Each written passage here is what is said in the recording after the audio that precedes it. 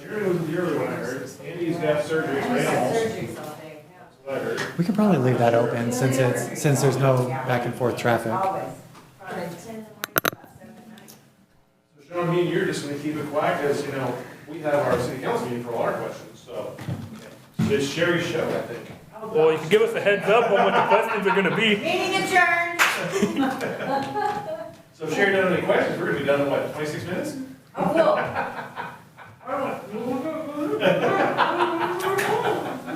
So I'll do the lead in. So we do have a budget presentation. We did do one at 3 o'clock. We have another one at 6 o'clock to make it maximally accessible to everyone. We are on YouTube. We recorded the 3 o'clock and we are recording this one. So we're live right now and you can watch the replays. So it is a budget presentation, maybe called workshop. That's our opportunity to let the public know kind of what is happening. The intent here is to bring the proposed budget to council on June 17th. So we want to hold these presentations in advance of that, give everyone a week or so, a little more than a week, almost 2 weeks, to develop any questions, thoughts, and then bring those to the council meeting on June 17th. Consider the budget. We do have, and maybe one hasn't met, we do have Celinda here, who's our new finance director. She's been working very diligently on the budget, and she will give the bulk of the presentation. So with that, I'll turn it over to Celinda, and we'll go through the presentation. Well, good evening, everyone, and thank you for coming out to our packed house tonight. Let's start out with our first slide here. We have the council's objectives each year when we provide this budget product. We try to go through the council's objectives and deliver what we've been asked to deliver. So one of the main things was a balanced budget. We have a balanced budget for our general fund operating budget, and we would also are asked to maintain the current community service levels. We have done that. Incorporate the council's and city managers' goals. We've tried to do that by adhering to making a budget presentation that's easy to understand and that is informative and is transparent. So the other thing we have on this is to maximize the investment opportunities for city funds, and that's going to be really important, and we'll show that later on in another slide. And I'll just hit on 2 of those. So really, we will talk about city managers' goals, but really this budget cycle has been laser focused on getting to a balanced budget.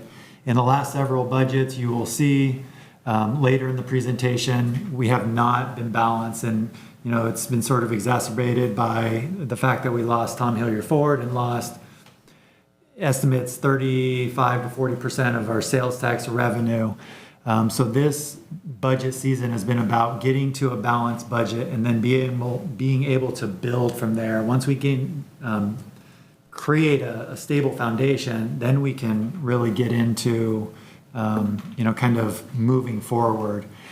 The other thing I want to touch on is maximizing the investment opportunities. So with Celinda's expertise, she's really looked into, is there greater opportunity with what we're doing with our money that we have available? So you will see in several slides that we're talking about the investment opportunities and what maybe we can do more there. Okay, let's head on to our next slide. These are our council members, and we have a PDF version of this product. You can click on the name and email any of your council people that you'd like to directly. This is a budget tool, meaning that we're going to use this and we're going to try to meet all these goals that we've put down here. That's a planning and communication tool that lets us, through open meetings, share what we found, share what we're spending, share what our revenues are, and it also gives us the opportunity to provide budget cycle reports, so quarterly reports showing how we've done, what revenues we've received, what we've actually expended, and where we might need to change. Staff developed the proposed budget based on our policy direction from the City Council. The budget figures will be utilized by staff and city management from July 1st of this year through June 30th of 2025. This is going to ensure us that everyone is communicating on the same page. We are all talking about the same numbers. We're all hunting down the same dollars. So that will give us a nice uniform plan. And while this is an ambitious budget that we have for this balanced budget and the cuts that we've made, I do believe it's necessary to bring about our financial security over the next 5 years. And I think everyone is on board with that through staff. So our combined proposed annual budget for the fiscal year is $34.3 million, of which $20.9 million is utilized by our CIP budget or our capital improvement program. So that's expenses that we have sometimes over multiple years.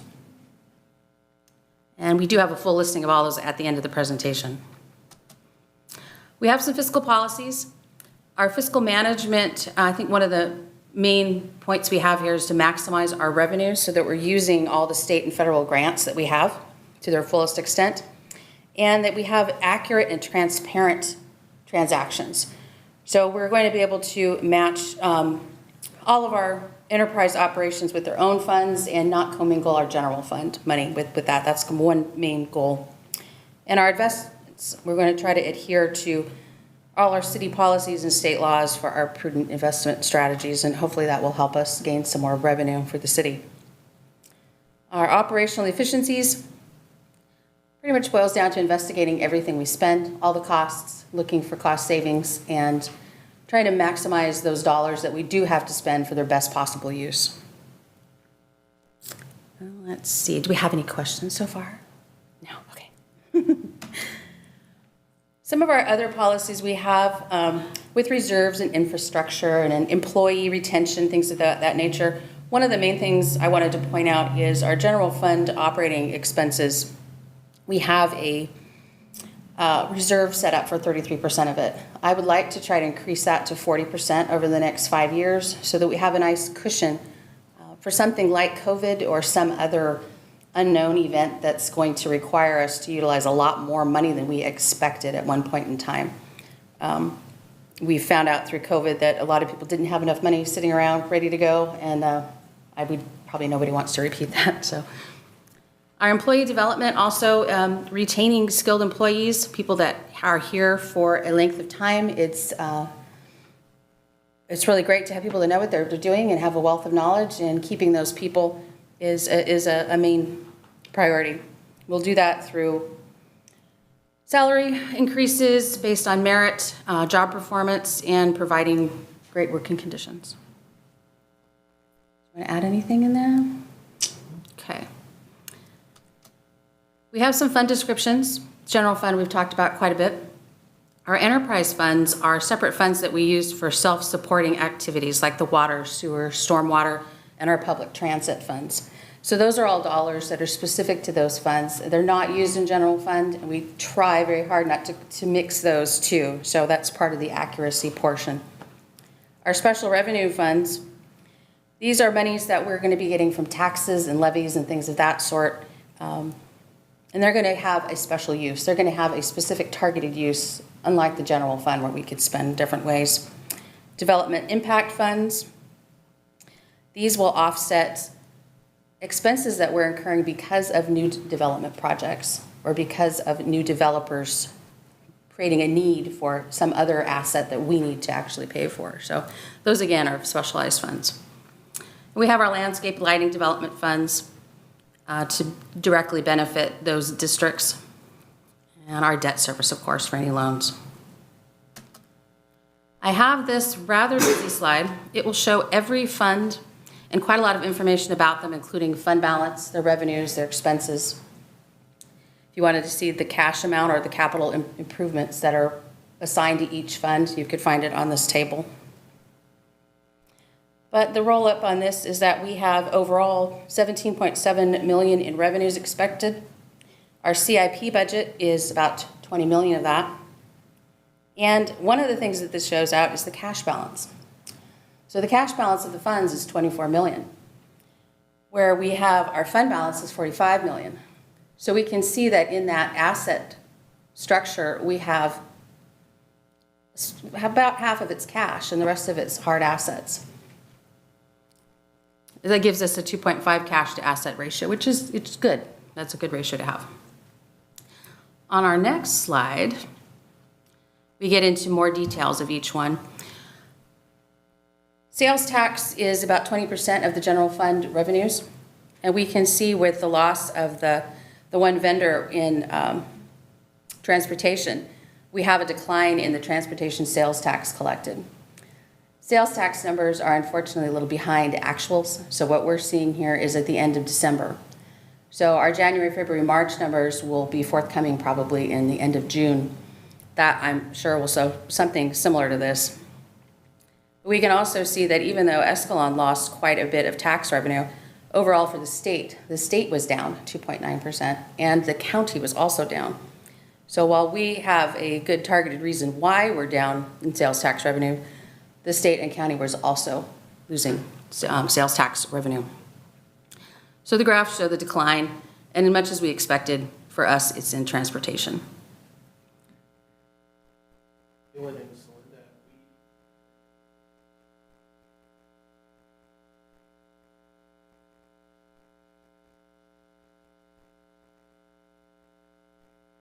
We haven't seen those numbers come in yet. They haven't been open long enough for us to really get a true reading. We got an estimate from our sales tax consultant that maybe it would do about a tenth of what Tom Hilliard did. That's an estimate. And we would have to have several small businesses to make that up. This particular overall slide shows us that our general fund revenues and expenses balance out, gives us a nice listing of whose expenses are coming in at the highest. Police, as we would expect, is $3 million of the total expenses. And we have something small like our code enforcement fund, which only has $3,000. But it does let us see that our taxes are about 75% of the revenues for the general fund. And out of those taxes, we have our franchise fees, property tax making up the most of it, and sales tax coming in at around $1 million.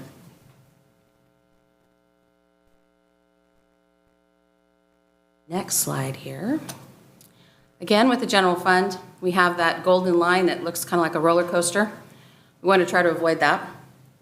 We've seen in the 2021 and prior years how we've had less revenues than anticipated, and certainly less than expenses. So that's given us these large negatives that we see here for our surplus and deficits. In this year for 24-25 and our proposed, we're shooting for zero. So that's what we have, and hopefully that will help stave off some of these rather large deficits we have down here. so in 2022, 2023,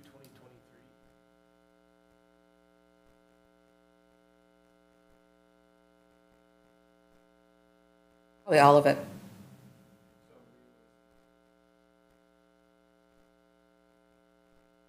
It's one-time funding, and it was used for various different projects. But yeah, that spike is really kind of a one-off. If we had not had the ARPA money in there, you would have seen a negative number there also, is my take. So this particular year that we have proposed is bare bones, meaning we don't have anything extra in there. There's no unfilled positions. We don't have anything extra going. We're not buying any cars. We're not replacing assets that would generally be replaced. But it does account for enough revenue for us to keep services at their current level. It just does not include enough revenue to increase them. So that's kind of what we're looking at. The overall cuts for this was $515,000 based on the mid-year numbers. Some of those numbers, as we'll see in further slides, are a bit inflated in mid-year, which helped, but even some of these funds where we'll see a small increase like recreation, they had an increase in their revenues, so then therefore they were able to have some increased expenses, part of the balancing project. What else did we have on this one? Let's show what we cut in this next slide. This is an overview of the funds and how much money was cut from each fund. As we saw, police was our greatest expense. We can expect that's going to be our greatest cut here. So we took about $250,000 out of that budget. Some of those things were operational expenses, phone line costs, the purchase of a car, police car that we're not going to purchase. What else did we have in here? I'm thinking that if my cautious approach to the revenue estimation that I put in this plan, if I'm going too low, then there might be some small gain.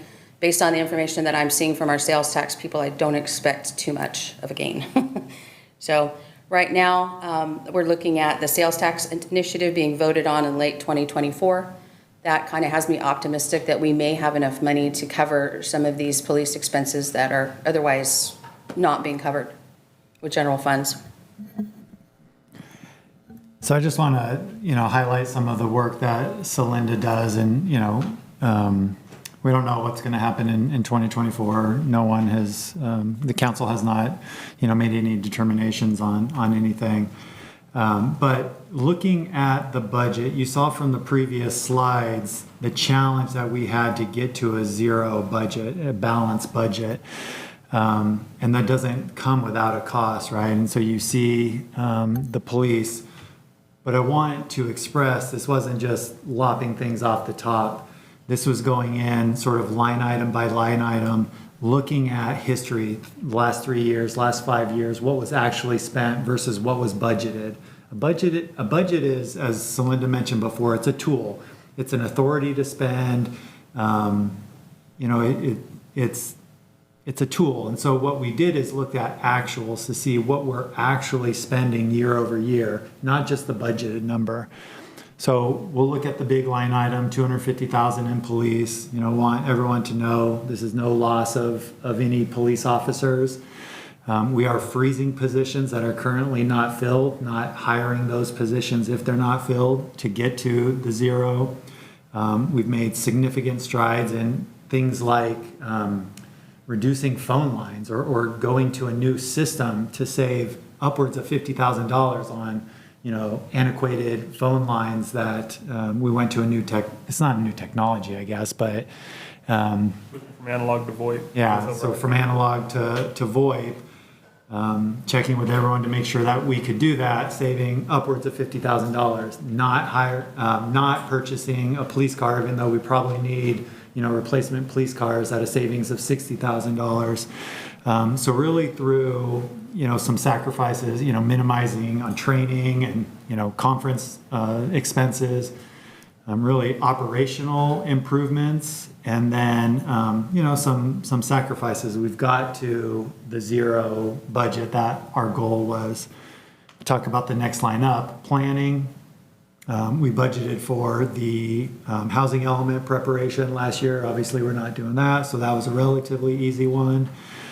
Community center, we're going to forego some deferred maintenance that is probably necessary, but we're getting to that budget. Corporation yard, really just some operational type improvements, reducing costs that we haven't historically spent. So that's really, again, line item by line item with each of the department heads going through and seeing what we actually needed for this budget cycle, knowing the amount of revenue that we had available.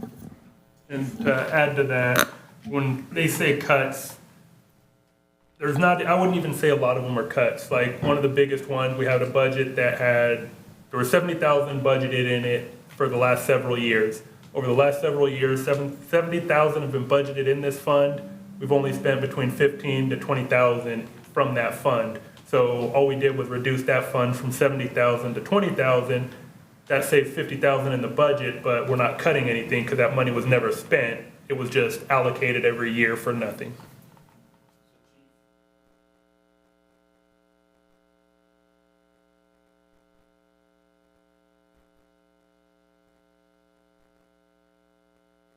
The first thing I did when I became the interim chief was I got all the expenses for the year and basically was looking at the budget. And the budget I came up with before Celinda came on was about 2,000 less than what she presented. So basically just what I was looking at from what we're actually going to be needing as a police department. Her cuts were not as severe as the ones I was looking at, which, like I said, I wouldn't even call them cuts. It's just accurate accounting.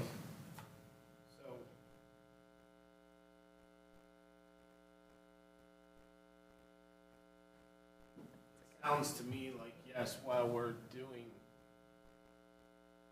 $500,000 in budget cuts are more so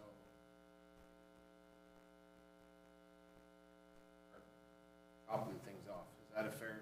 Right. So the right sizing of these things. So looking at a historical amount of data for 5 years, dumped it in a database, looked at every single line and thought, what did we actually spend?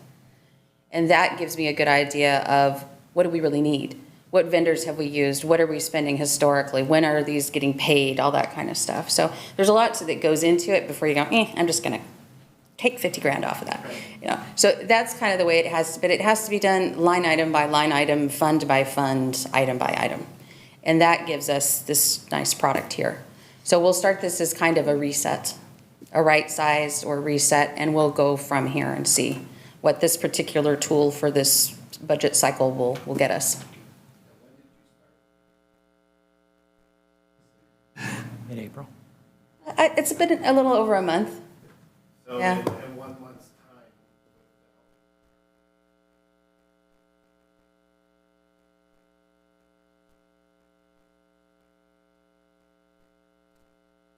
You're welcome. And the office staff has been wonderfully helpful with all of it because my time has been spent doing this. They have, taken on other responsibilities to give me the time to do it. So it's been a big group effort. Okay, our next thing, we'll get away from cuts for a minute. This is our fund balance and claim on cash analysis. What this tells us is our fund balance is X, our assets are a little bit higher, but down here in the little green squares, we have the actual cash. So that is what we're able to pay our bills with, not the fund balance or the total assets, because that's going to be comprised of several different things. So one of the things that we do with this cash, we can see the 23-24 year-to-date estimated number is 24.9. That is invested in a couple different ways and also in the bank account. So the small light green portion is what we keep available in the bank just to pay our vendors and salaries and all those good things that we have to pay constantly. The other two areas, the light blue and the dark green, are investments. So Oak Valley Bank, where we keep our operating funds, gives us 0 interest and we get some small bank fees on that. The CSJVRMA investment is the same funding pool that funds workman's comp, and that particular investment has lost money.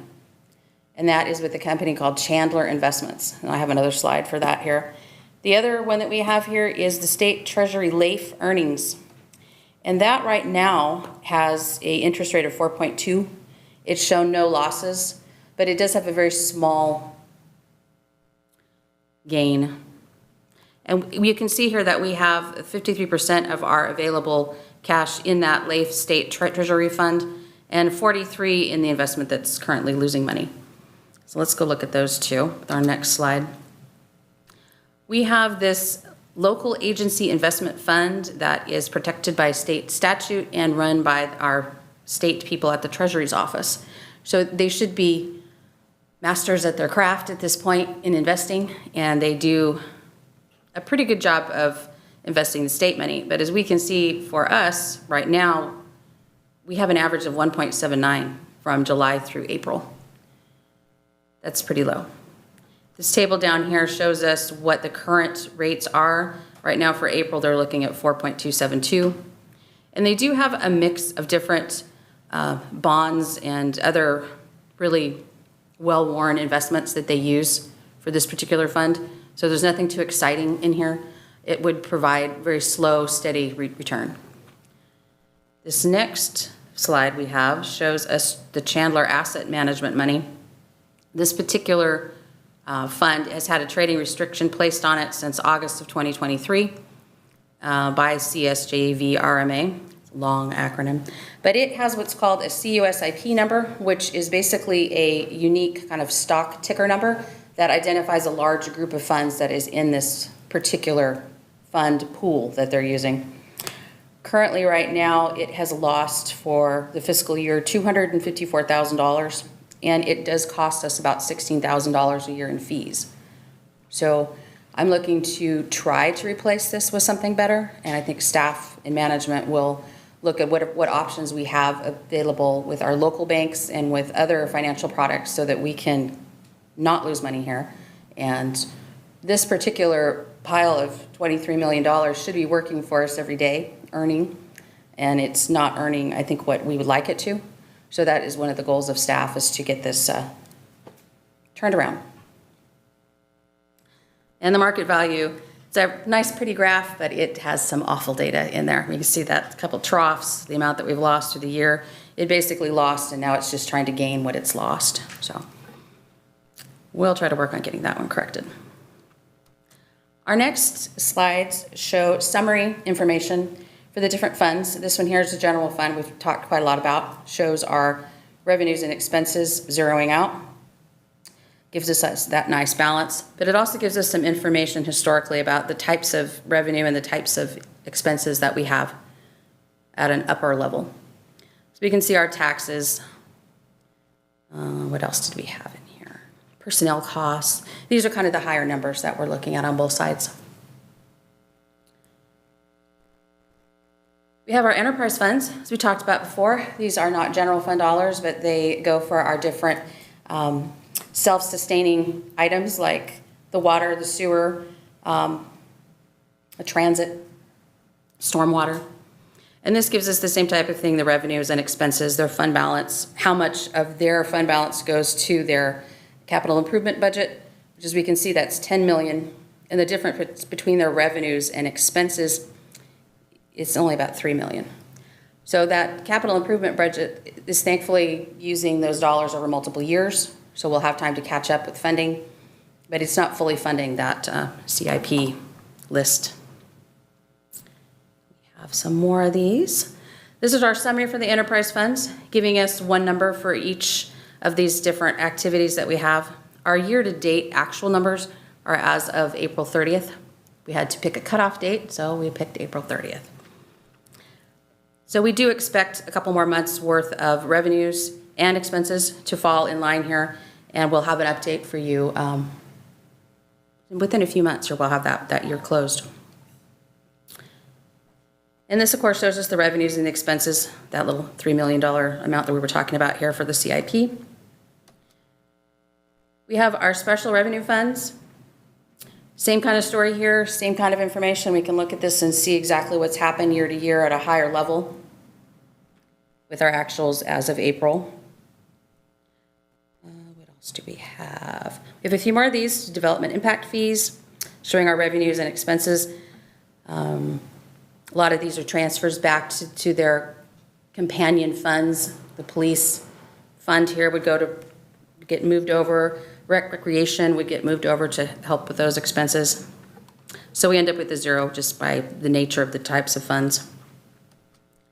Lighting, landscaping districts. We had, at the last meeting, we had a little expense portfolio we had from, I forget who it was that provided that, but this kind of shows the same thing. We have our expenses, what we're proposing for expenses, and what they are proposing for revenues. We got about 115,000 falling out at the bottom here.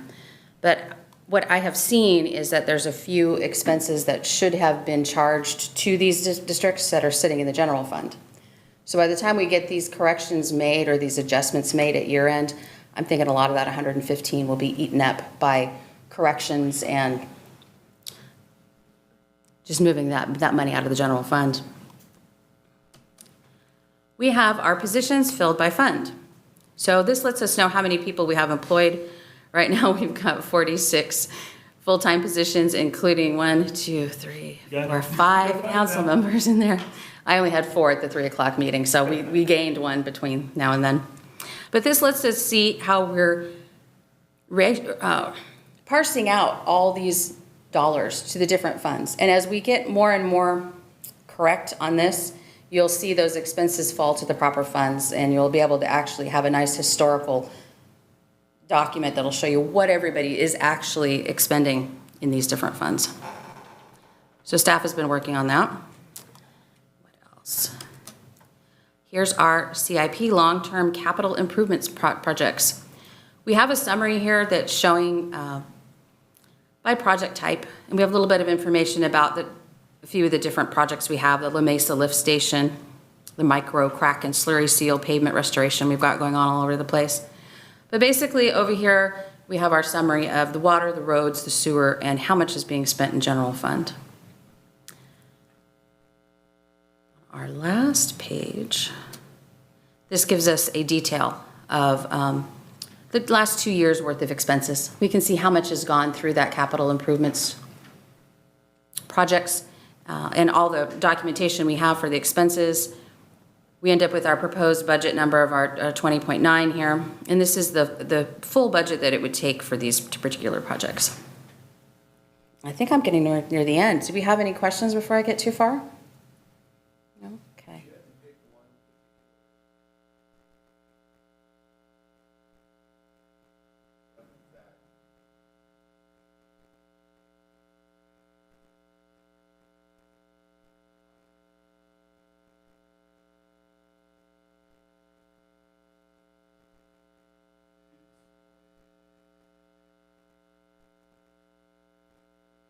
Streets, probably. I would say streets is probably the highest expense, but I could see water coming in as things break down. That would be very costly, especially for all the different machinery that has to be rented in order to dig the big trenches and all that kind of stuff. So yeah, I could see either one of those being rather high.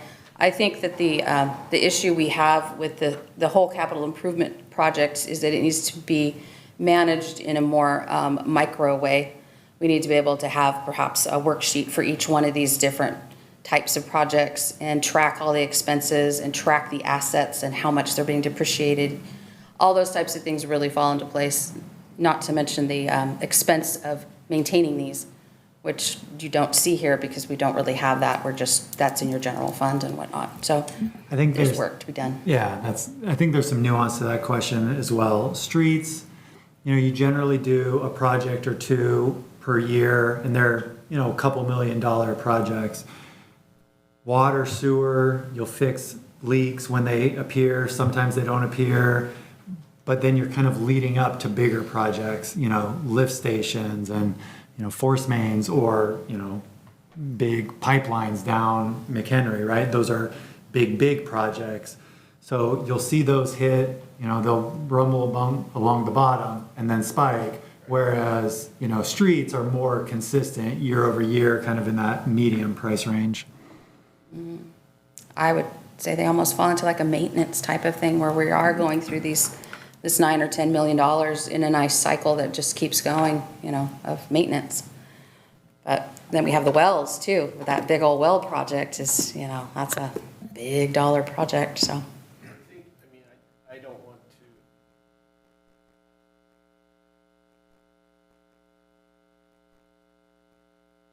What is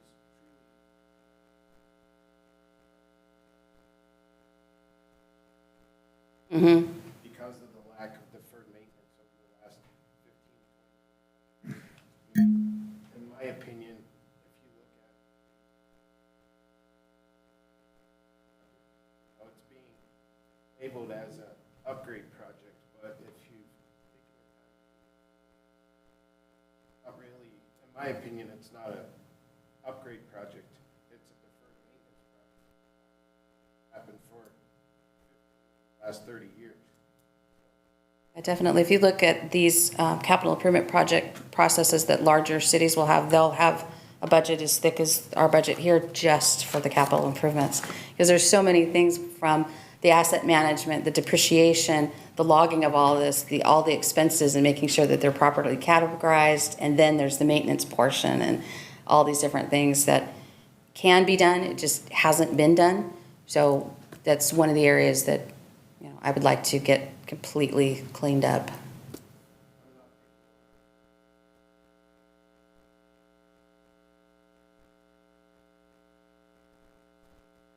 We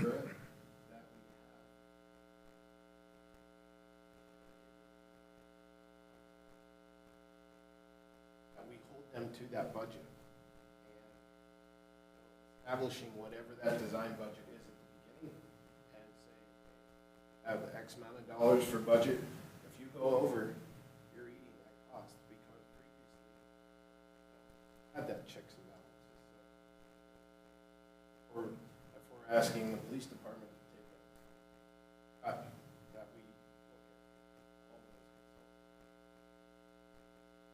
And the contracts management is another whole area of concern too, where normally you would have a whole process that we just don't have right now. So we've taken some steps to, instead of increasing our personnel, of cutting some of those jobs and contracting some of these things out through the software that we use so that we can grab some more hours back so that these things can be done and maintained. Because it is outside of the financing software that we use. You have to kind of maintain these outside ledgers and things to keep up with all this, because the software only does so much. You need that human eye to go through, and yeah, so these are things that need to be done.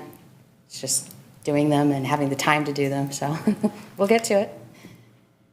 And I think, okay, we have a budget timeline. So this is a condensed budget timeline. I would like to see reports and budget forums, budget information provided every quarter, so that we can have the transparency and meet some of these common budget timeline things that we have. Even if we're not changing the budget, we're just gonna roll it forward from the third quarter or something, we're just gonna roll that forward. It's nice to be able to present it all so everyone can see it and have that transparency and have these discussions. So these are the basic steps. We kind of skipped all the way to step 4. So we may be at step 3 today, and our next thing is gonna be approval, and next year, we'll have to just try to follow along with a more regimented schedule of budget proposals. Any questions?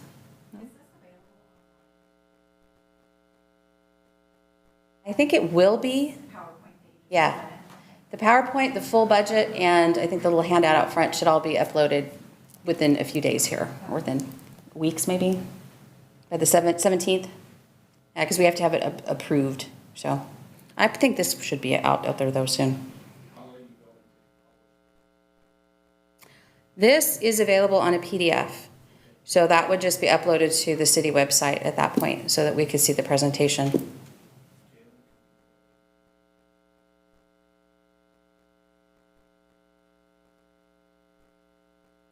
Yeah, let us talk internally about what to share and how to share it. But this video is available. Actually, well, yeah, we'll talk about how to share it.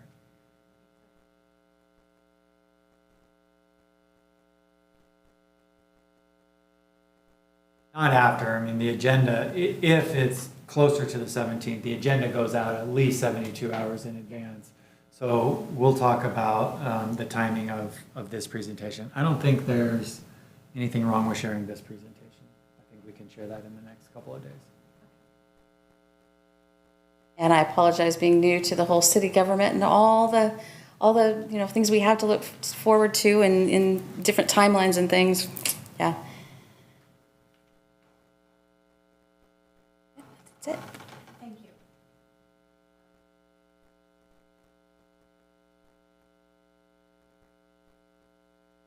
I have a real perk about that one.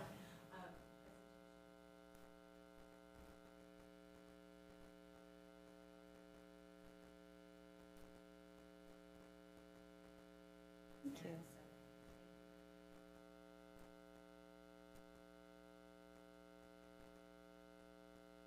Thank you. We as citizens.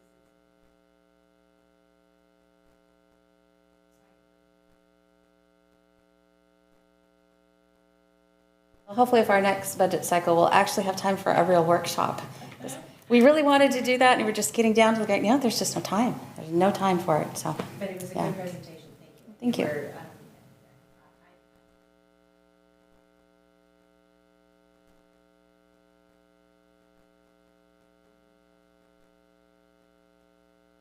For, because that's how it came across, and so, You're very welcome. I think it's important to know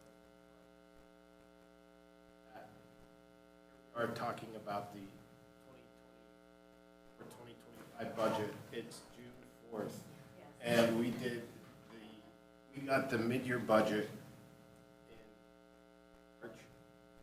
And so I can say,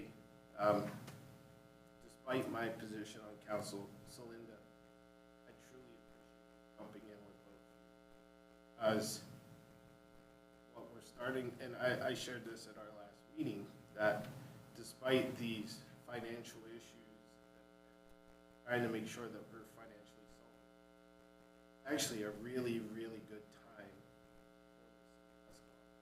Have a great police chief who spent his entire career here.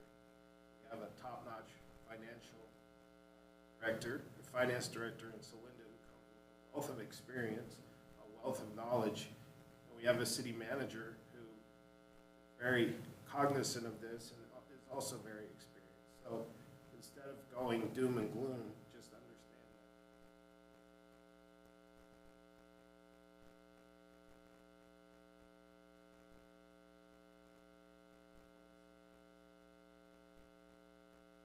that. Actually, a really good time for this city.